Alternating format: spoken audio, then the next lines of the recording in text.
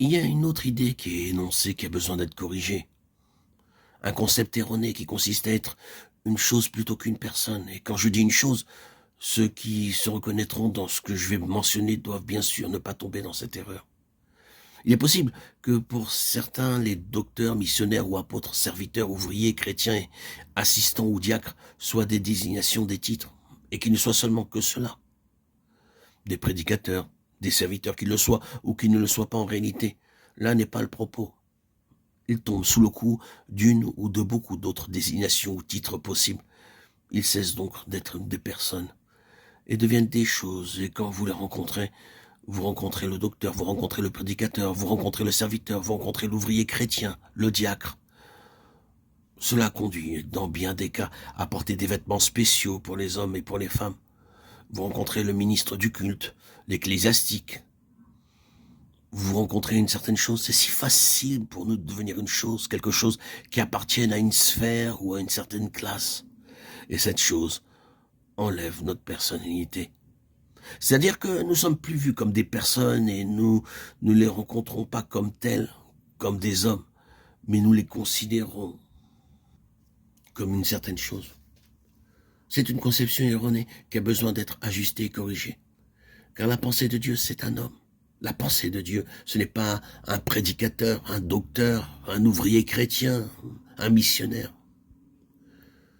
Dieu n'a jamais encore envoyé un missionnaire. Il envoie toujours un homme. Dieu a sa manière d'agir. C'est donc un homme qu'il envoie et non pas un missionnaire. Vous comprenez ce que je veux dire? Les hommes, avec leur organisation, envoient des missionnaires, envoient des prédicateurs, envoient des ouvriers. Dieu envoie toujours des personnes. Et il est très clair que ce ne sont pas des choses, mais des hommes. Les fonctions peuvent parfois devenir plus importantes que les personnes, et c'est toujours là un danger. La chose qui nous occupe voile la personne que nous sommes, et usurpe sa place. Voyons encore cette question de l'originalité. Ici, c'est un point très important. Et vous reconnaîtrez que nous avons de quoi faire. Ce domaine de l'originalité n'a en lui-même rien d'original. Car il est juste de dire comme Salomon, il n'y a rien de nouveau sous le soleil, mais cependant Dieu peut faire en nous toutes choses nouvelles. Les choses peuvent exister depuis longtemps. Bien d'autres peuvent les avoir connues et s'en être émerveillés. Mais ce n'est que quand il y a un toucher de la main divine sur nos yeux intérieurs ou nos cœurs qu'elles deviennent des réalités vivantes pour nous, comme jamais elles ne l'avaient été. Alors nous nous exclamons, je n'avais jamais vu cela avant. Ainsi en est-il avec la parole de Dieu qui a été écrite des siècles auparavant. Cependant, c'est comme si elle avait été écrite le jour où la main de Dieu a touché nos yeux.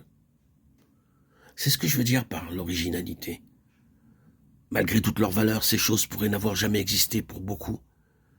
Mais maintenant, dans de simples existences, ces choses deviennent expériences.